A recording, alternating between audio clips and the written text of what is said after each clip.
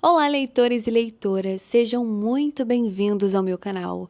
Hoje eu vim aqui gravar esse vídeo para a gente fazer a resenha de um livro, para a gente falar deste livro aqui, A Revolução dos Bichos, que é um livro que, embora ele já tenha sido escrito há mais de 70 anos, ele ainda continua super em alta, porque ele traz um tema muito atual. E algumas coisas que eu acho importantes ressaltar logo aqui no início sobre o autor, o George Orwell. Meu inglês está um pouco enferrujado, mas isso não importa agora. Bom, o autor deste livro, ele era da classe média, mas ele teve chance de estudar nas melhores escolas da Inglaterra, escolas de elite. E ele era um grande crítico dessa aristocracia inglesa. Tanto é que ele defendia inicialmente o socialismo. Ele era socialista, até o momento que ele conviveu com os soviéticos. Quando ele viu de fato a grande hipocrisia que era a União Soviética, ele simplesmente se voltou também contra esse sistema. E então ele escreveu este livro aqui, que é uma metáfora que ele usou para poder criticar a União Soviética. Até porque, na época em que ele escreveu esse livro, ele precisava ser discreto, embora ele não tenha sido tão discreto assim, porque muitos livros eram proibidos em vários países.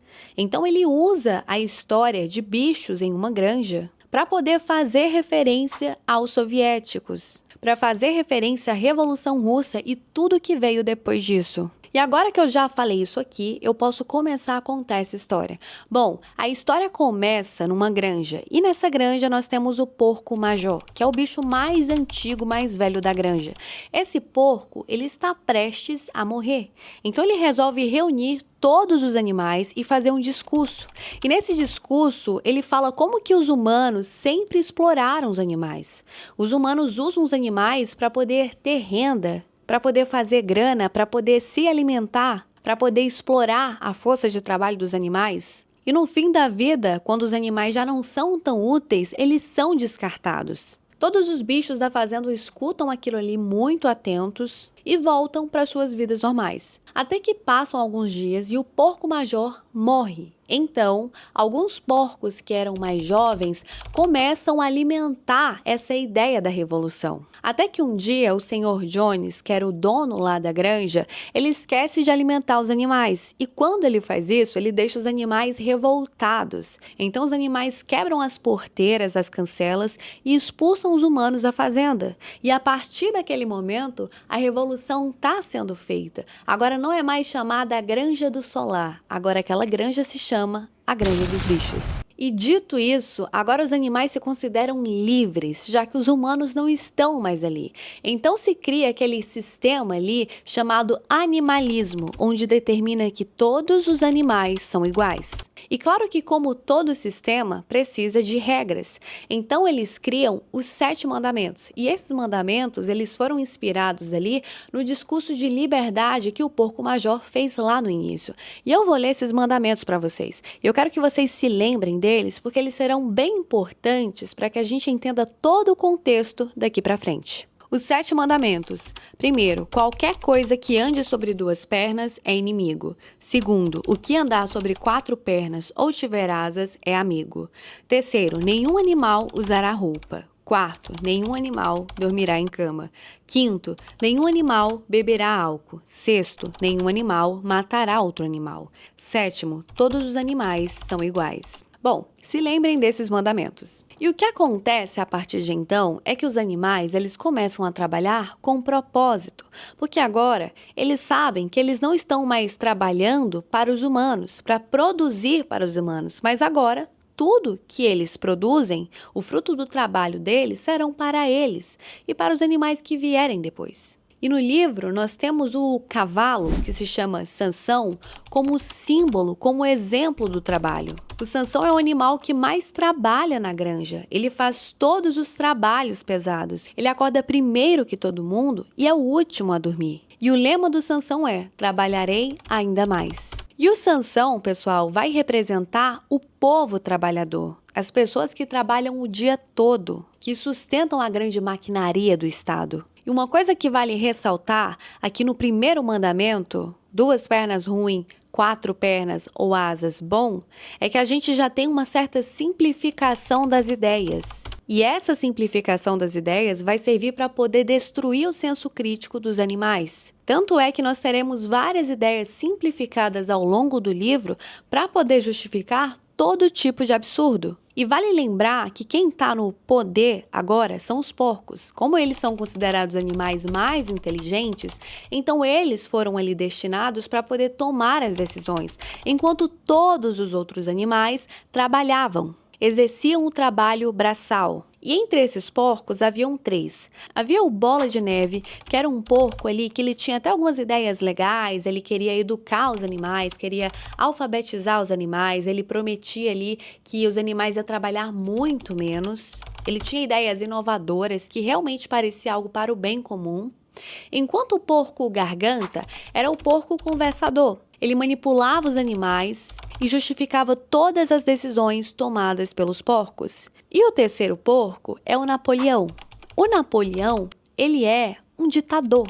Ele não se importa se os animais serão alfabetizados ou não. Na verdade, a proposta dele é para que os animais trabalhem mais e tenham mais comida. E aqui nesse cenário vai existir um grande conflito de poder entre Bola de Neve e Napoleão. Até que um certo dia o Napoleão ele expulsa o Bola de Neve da fazenda e ele assume sozinho o poder. Ele começa a tomar todas as decisões e decide também que a partir de agora não haverá votação, que era algo que existia anteriormente. Para que algo realmente fosse decidido e aprovado, todos os animais precisavam votar. Agora não, agora é somente o Napoleão que decide tudo. E os animais começam a construir um moinho de vento, que seria algo que iria gerar energia para a fazenda e tornar a vida dos animais um pouco mais fácil. Pelo menos essa era a ideia. Esse moinho de vento foi ideia do Bola de Neve, o Napoleão não concordava com isso, mas depois que ele deu um pé na bunda ali do Bola de Neve, ele decidiu que sim, que o moinho seria agradável e que os bichos iriam construir aquele moinho.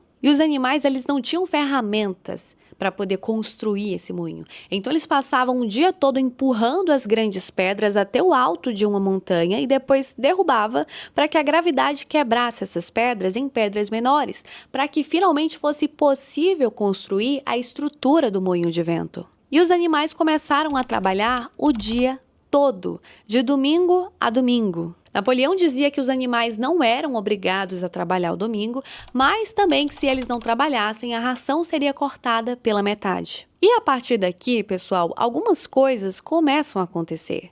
Por exemplo, os animais começam a trabalhar cada vez mais e começam a receber menos comida. Os porcos se mudam para a casa grande, que era a casa dos humanos, e que era algo que ia contra os mandamentos. Então os porcos começam a morar na casa dos humanos, a dormir em camas, a beber álcool. E sempre que eles faziam isso, o porco Garganta, ele ia até os outros bichos tentar justificar. E ele reescrevia as regras. Por exemplo, a regra de animais não podem dormir sobre camas, ele reescreveu e ele colocou simplesmente animais não podem dormir sobre camas com lençóis. E a regra de animais não podem beber álcool, ele reescreveu, dizendo animais não podem beber álcool em excesso. E pouco a pouco, eles foram reescrevendo todas as regras para conseguir realizar os próprios interesses. E aí então o inverno chega e os animais ficam cada vez mais famintos. E existe um grande terror ali na granja, porque tudo de ruim que acontece se torna culpa do Bola de Neve, que é aquele porco que foi expulso lá no início. Então Napoleão, ele cria ali um inimigo invisível. E ele cria esse inimigo, que seria o Bola de Neve, para poder aterrorizar todos os outros animais. Para que os animais sintam o medo de Bola de Neve e simplesmente aceitem tudo que Napoleão ordena. E chega um momento que Napoleão começa a perseguir os outros animais. Aqueles animais que começam a discordar daquela política, daquela revolução. Os animais que vão contra as coisas que o Napoleão prega. E quando isso acontece, o Napoleão persegue esses animais, obrigam eles a confessarem crimes que eles não cometeram e depois matam esses animais. E aqui a gente vê que outro mandamento lá, de nenhum animal matar outro animal, mais uma vez é corrompido. E a partir daquele momento se instala um grande silêncio na granja dos bichos, porque os animais estão com muito medo. Eles estão com medo de falarem alguma coisa e serem perseguidos e mortos por Napoleão. E o que vai acontecer é que Napoleão ele vai decretar o fim da Revolução. Ele diz que a Revolução está completa. E ele começa a usar a própria imagem em vários lugares estratégicos ali do rancho, da fazenda, fazendo um culto à própria imagem, como se ele fosse um deus. Até que um certo dia, a granja é atacada por outros humanos. E quando isso acontece, ocorre uma grande tragédia. Muitos animais são mortos, alguns fogem. E no final das contas, o Napoleão ele transforma todo aquele fracasso, toda aquela perda ali em uma grande vitória. Ele insiste em dizer para os outros animais que aquilo ali foi uma vitória, porque no final das contas, eles ficaram na granja e eles defenderam a terra deles. Os bichos aceitam, porque alguns concordam e outros estão com medo demais para poder falar alguma coisa. E uma coisa que vai acontecer aqui no livro, e que é uma das partes que pelo menos mexeu muito comigo, foi a parte que mais mexeu comigo no livro inteiro, é a morte do Sansão. Então o Sansão ele fica doente, né? Ele começa ali a ter um problema na pata dele, ele fica doente. E aí os porcos falam que vão mandar o Sansão para o veterinário. E assim eles conseguem acalmar toda a bicharada que está ali desesperada por causa do Sansão. Só que os porcos vão lá e chamam o carniceiro e vendem o Sansão para o carniceiro. Ou seja, eles fazem exatamente aquilo que os humanos faziam, que é quando os animais não têm mais utilidade, eles são descartados. E para mim esse foi um dos pontos mais altos dessa história, porque foi uma grande traição. Sansão era o animal que mais trabalhava ali. Ele doou toda a vida dele, todo o esforço dele para aquela granja, para a revolução dos animais.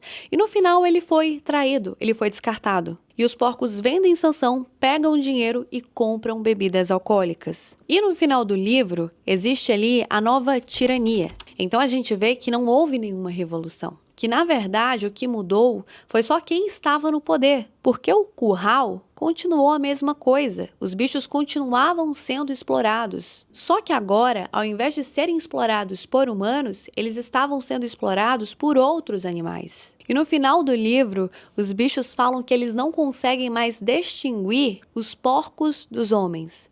Os porcos começam a andar sobre duas patas, começam a usar roupas de humanos, jogar com humanos, beber com humanos e, claro, tinham também as mesmas atitudes que os humanos. E para encerrar a história, nós temos ali o último mandamento que foi reescrito.